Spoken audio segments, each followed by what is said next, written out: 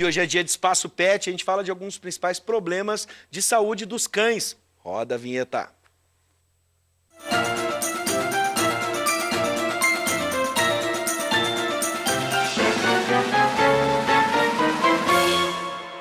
Com a gente, a coordenadora de Medicina Veterinária da UBRA, a professora Cristine Bastos Fischer. Seja bem-vinda, professora. Obrigada. Bom, e você de casa já sabe, né? Pode mandar dúvidas pra gente, perguntas e fotos do seu mascote aqui no Espaço Pet, 99588-2374. Hoje é dia dos cachorreiros e cachorreiras de plantão. Professora, no caso dos filhotes, é muito importante a vacinação. Quais são são fundamentais, não só acho que no primeiro ano, né? Acho que durante a vida, mas no começo, filhotes, o que eles precisam? Bom, então a gente considera aí que a partir... Claro que enquanto os filhotes estão mamando com a sua, né, na mãe, eles vão recebendo uma série de anticorpos, né? E esses anticorpos protegem contra as principais doenças. Mas vai chegando ali uma idade de aproximadamente umas 8 semanas em que esses anticorpos vão diminuindo. Então a gente precisa vacinar esses animais contra as principais doenças, né, dos cães. E os esquemas vacinais, eles envolvem aí 6 a 8 semanas, mais ou menos. A partir disso, revacinações, em torno de 3 semanas. E a gente tende a terminar o esquema de vacinação com 16 semanas. Seria mais ou menos isso o esquema total. Mas o importante seria começar ali mais ou menos pela 6ª, 8ª semana. A gente tem as vacinas polivalentes, que a gente chama, né? A óctupla ou a déctupla, né? Que são as vacinas que protegem aí contra pelo menos 8 ou 10 doenças que a gente considera. Então, sinomose é uma doença extremamente comum ainda nos animais, parvovirose, né? Coronavirose, leptospirose. Então, são doenças que, de fato, né, o esquema vacinal, ele deve ser feito para que esses animais sejam protegidos, não tem dúvida nenhuma. Eu quero continuar falando sobre vacinas agora na fase adulta, mas só um detalhe que eu pesquei na sua fala, professora, a questão da amamentação, ela é muito importante. Mas há problemas também de amamentação, às vezes a mãe não amamenta direito, não produz leite, ou não deixa o filhote mamar, ou são muitos, eles não conseguem chegar. Como é que a gente pode resolver esse problema? Na verdade, se a gente for considerar, assim, pessoas que tenham o seu cão, né, e que de repente aquela fêmea, então, ela pariu e os filhotes estão mamando, sempre é importante que se avalie se de fato todos estão conseguindo mamar, né? Sim. E se a fêmea tem leite, sim, tem que avaliar isso. Na medida do possível, algumas estratégias só de cuidar para aquele que está mais magrinho, aquele que não está mamando, ter a preferência, né, na amamentação, porque os mais fortinhos vão acabar arranjando... Vão empurrar ele. Sim. Mas sim, é importante que eles tenham esse momento com a mãe para poder adquirir os anticorpos Existem alternativas hoje para, fora a mãe amamentar? Existem alguns substitutos de leite que podem ser dados através de mamadeira, né? Mas, de fato, a amamentação com a mãe é melhor. Com certeza. Complementando só o que tu tinha falado, né? Com relação à questão da revacinação. Então, hoje, em geral, os esquemas vacinais, então, a partir dessas 16 semanas, né? A gente considera hoje que quando o animal fechar 1 ano de vida, ele refaz o esquema vacinal. E aí tem algumas divergências nas associações, seja americana, seja latino-americana, na questão da revacinação, né? Então, alguns recomendam 3 anos, né, em algumas vacinas. A associação, né, o comitê latino-americano, há 2 anos ou 1 ano, depende da vacina, depende do agente, que aí a gente vai escolher quando revacinar. Então, se vai ser anual, se vai ser a cada 2 ou até a cada 3 anos. Então, vai depender do agente, né? É muito importante você de casa. Boa parte das pessoas vacinam quando filhote, depois literalmente esquecem. Exatamente. Né? Tem doenças que vacinar que vão de novo, revacinar. Revacinar, exatamente. Vamos para a tela, professora. A gente já tem pergunta e tem participação também. Vamos ver os nossos amigos chegando. É a Uli, cadelinha da minha amiga, uma salsichinha. Ai, bonita, Uli. Fez mastectomia do lado direito e biópsia. Tem um pequeno tumor maligno no lado esquerdo. Devemos remover ou tentar quimioterapia? Se deixar como está, afeta muito. Ela tem 5 anos e nunca tomou injeção para evitar filhotes. A dona dela é a Renata, o pessoal lá de Cachoeirinha, então um beijo para todo mundo de Cachoeirinha. Nesse caso, acredito que tenha que se avaliar com um médico, mas né? a Ou uma princípio médica. ali ela fala que ela fez a mastectomia, então me dá a entender que já tenha retirado o tumor. E se do ele lado já foi direito. para biópsia, ele deve ter sido analisado.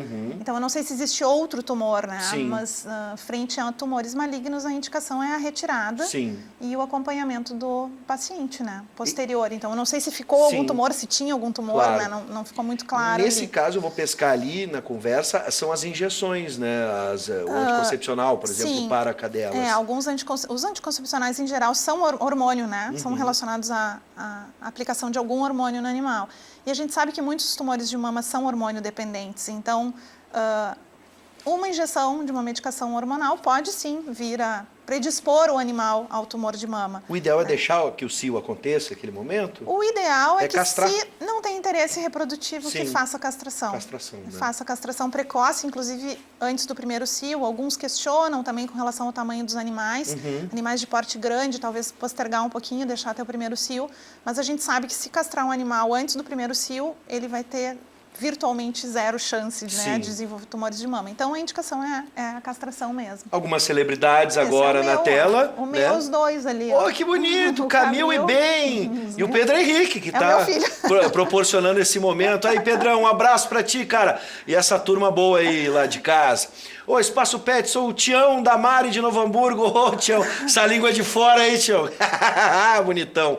A Pretinha de Cachoeirinha, que bonita, parece comportada, né? E a Nina também de Cachoeirinha, as duas me parecem bem comportadas, isso é muito bonito, né? Oi, sou fã... do Juliano, um abraço pro Juliano. Oi, sou fã do Conexão e já apareço no Espaço Pet desde que nasci. Meu nome é Borg, um pitbull mais meigo do mundo. Beijo pra Neca. Bonitão o Borg, hein? Um rapaz de porte, né? Bem musculoso, bonitão.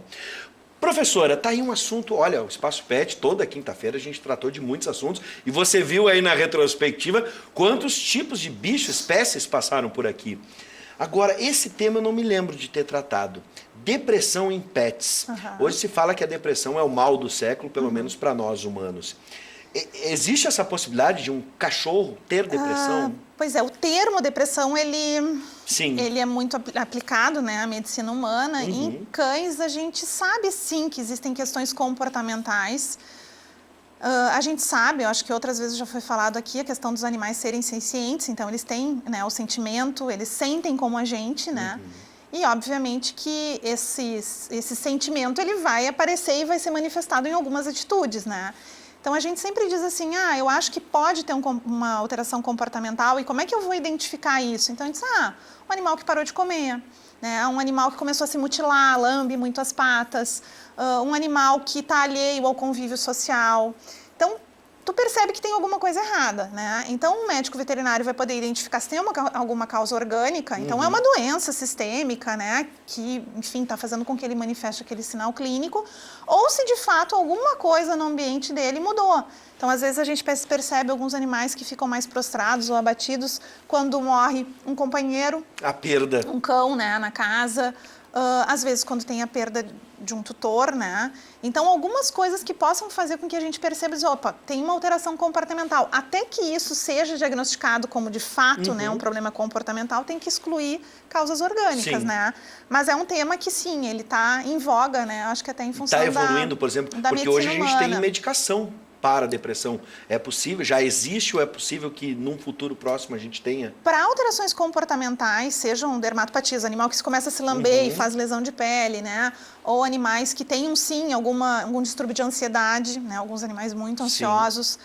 Sim, existem medicações, muitas até similares à medicina humana, né? Isso pode se utilizar. Mas a gente sempre comenta isso, né? É importante que tu tenha certeza que não tem nada orgânico, porque às vezes uma alteração hepática que o paciente não tem lá uma icterícia, uma pele amarelada, ou não tem um quadro clínico clássico, pode estar relacionado. Então, é importante uma investigação clínica como um todo, né? Claro. Para ter certeza. Excluiu tudo, segue com aquele comportamento bom. Pode ser, de fato, alguma alteração relacionada, né, parte da depressão, ainda Sim. que seja um termo, né, que a gente tem que usar com cuidado. Assim, Com cuidado, né? claro. E lembrando sempre a não medicar com medicação, Não, por mais que seja similar, não é igual. Não. Jamais não medicar usa com aquela que medicação para tem, humanos. não. A gente não Perfeito. usa, exatamente. Bom, gente, vamos para a tela, tem mais participações. O Dudu, nosso ex-cão de rua, todos vacinados e castrados. Tá aí, ó. A Kika, nossa jovem senhora de 13 anos, tá bem a Kika, hein? Tá bonitona a Kika também. Simone de Canoas. Ai, chegaram, Iago. Aí, ó. Deixa eu ver ali quem é a turma. Ai, que bonitos. Deixa eu ver aqui. É a Simone de Canoas e o Igão no seu lugar preferido. E uma fofurice para vocês. Ai, os irmãozinhos, tudo. Beethoven e Tuk Tuk. Cadê? Estão tudo aí se abraçando, confraternizando. Beethoven e Tuk Tuk, de onde é que são? Deixa eu ver a turma. Põe pra gente ali. Ah, agora já foi. Bom, um abraço pro Beethoven e Tuk Tuk, tá bom? Tá aí, ó, de Canoas, Beethoven, tá? Gente, só para fechar rapidamente, a obesidade também é um problema, a gente deve ficar atento, porque tem diabetes, entre outras coisas similares aos humanos, é um mal do século. Exatamente. Hoje a gente estima aí que 30% dos cães já estejam obesos. 30? Uhum. Então, de fato, né, a alimentação é fundamental, o exercício físico é fundamental. Muitos recebem petiscos ainda em casa, muitos hoje não fazem exercício físico. Então, sim, é um mal também para os animais. Tá. Sejam cães ou sejam gatos, né? Resista, então, ao petisco, né? Aquela carinha de pidão, mas a gente tem que resistir e dê uma passeada com eles. Faz Exatamente. bem. Qualidade exatamente, de vida, né? Exatamente. Professora, sempre um prazer recebê-la. Obrigada. Eu acho que a gente pode voltar numa outra oportunidade nesse tema da depressão e outras patologias que estão surgindo, estão sendo analisadas agora pela medicina veterinária, sempre em constante evolução. Com certeza. Seja sempre bem-vinda, professora. Tá bom, obrigada. Parabéns pelo trabalho junto ao curso e também pelo Hospital Veterinário. Obrigada.